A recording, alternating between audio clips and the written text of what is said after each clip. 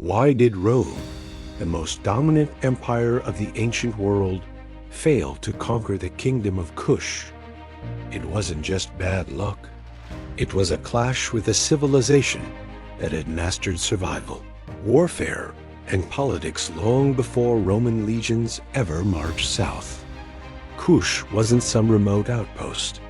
It was a major power rooted in ancient Nubia, where controlling the Nile River meant controlling life, trade, and war itself. Kushite society was built for resilience. Its cities were protected not just by stone walls, but by the harsh geography of the desert.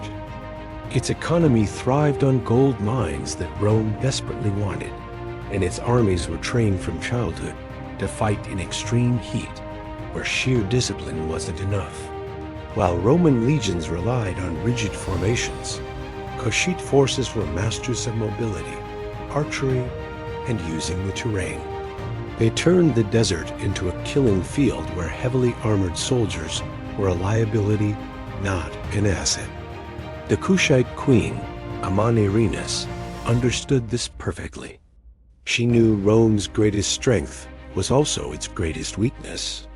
Instead of meeting the legions head-on, she let the vast distance, the brutal climate, and the passage of time wear down Roman confidence. Then, she struck precisely where they felt safest.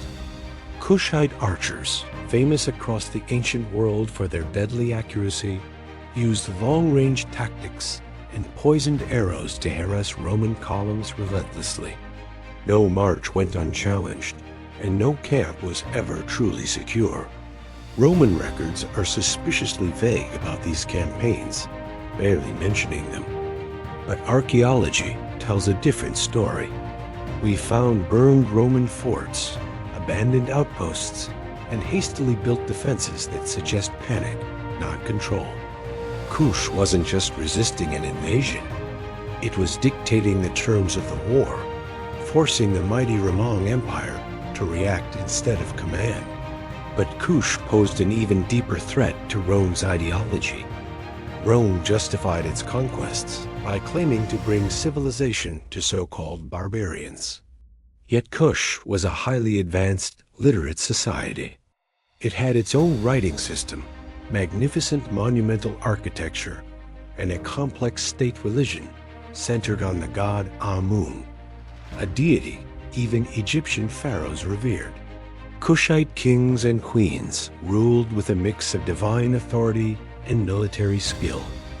Women held positions of power that shocked Roman sensibilities, with Queen Amanirenas herself embodying both the sacred ruler and the battlefield commander. For Rome to acknowledge Kush as an equal would have been to admit its own limits, something the empire simply refused to do. So, the official narrative shifted to silence. Historians like Strabo framed the war as a minor border dispute, not the strategic failure it was. Later, Roman writers just omitted Kush entirely, as Rome's ambitions in Africa quietly stalled. Over time, this selective memory became historical erasure. Kush's pyramids at Meru, numbering more than 200, were dismissed as cheap imitations of Egyptian ones, despite their unique design and symbolism. As centuries passed, Kush continued to thrive independently, trading across Africa, Arabia, and the Mediterranean, while Rome focused its attention elsewhere. The kingdom's eventual decline was due to shifting trade routes and environmental changes, not Roman conquest. But its disappearance from global memory was sealed by the stories written after its fall. Later European explorers, stumbling upon Kushite ruins, attributed them to Egyptians or some unknown outsiders, refusing to acknowledge the indigenous African engineering and governance that created them. This denial echoed Rome's original refusal to admit defeat. The story of Queen Amanirenas is especially powerful because it shatters multiple myths at once. That Rome always won, that women didn't lead armies, and that Africa lacked organized resistance to imperial expansion. Roman sources tried to diminish her by focusing on her injuries, like the loss of an eye in battle. But these details actually reveal a leader who fought on the front lines and continued to lead despite wounds that would have ended a Roman general's career. Her legacy isn't found in Roman texts, but in Kushite memory and the simple fact that Rome never returned to her lands. A buried bronze head of Emperor Augustus, found under the steps of a Kushite temple, is a perfect symbol of this. It wasn't just mockery. It was a ritual act of domination, placing Rome's emperor beneath the feet of Kush's gods and people. For Rome, an empire built on symbolism, this was an unbearable humiliation. It couldn't undo without starting a war. It knew it couldn't win.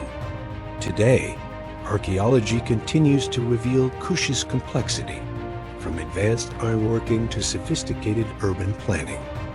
Yet, public awareness is still minimal. Kush challenges the simple narrative of European empires expanding outward. It shows a world where power was contested, negotiated, and sometimes decisively stopped. In the end, the Kingdom of Kush wasn't forgotten because it was insignificant. It was forgotten because it was inconvenient. It proved that Rome could be stopped, that African kingdoms could shape global history, and that victory doesn't always belong to those who write the history books. Queen Amanirenas didn't conquer Rome, but she did something far rarer. She forced it to accept defeat without ever admitting it, leaving a silence where a story of triumph should have been. And in that silence, we find one of history's greatest truths. Sometimes what is missing from the record is more revealing than what remains.